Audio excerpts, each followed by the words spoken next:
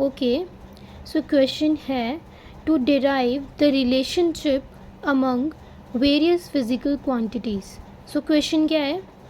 Derive dimensionally the expression for the centripetal force acting on a particle of mass m moving with a velocity v in a circle of radius r. So this is the question. ठीक है.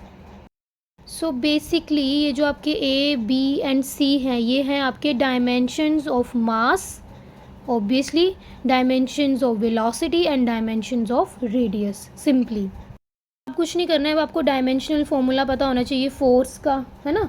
सो force का dimensional formula क्या होता है? M L T minus two, है ना. K तो हम यूज़ ही नहीं करेंगे, this is a constant thing. Now what is the dimensional formula of mass? Very simple, this is a. ठीक है. Now what is the dimensional formula of velocity which is again L T minus one. Now what is the dimensional formula of radius? Again इसको भी L की term में लेते हैं ना, radius को भी सी. अब क्या करेंगे? अब इनको कंपेयर करेंगे. कंपेयर करो, कंपेयर करके क्या आ जाएगा? देखो ए यानी कि मास, यानी कि which is equal to one.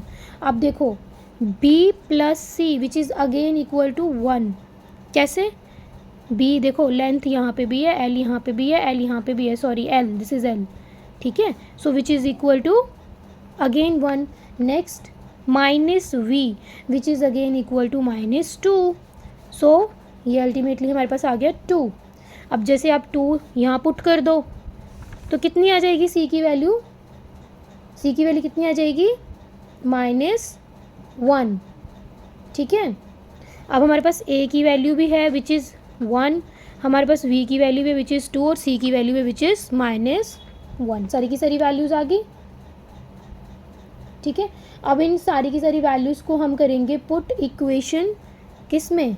इसमें पुट करेंगे, इसमें, इस इक्वेशन में पुट करेंगे. पुट करके देखो क्या आ जाएगा? F is equal to K M V square R minus one. और हम इसको ऐसे भी लिख सकते हैं, और F is equal to K M B square upon R. ठीक है.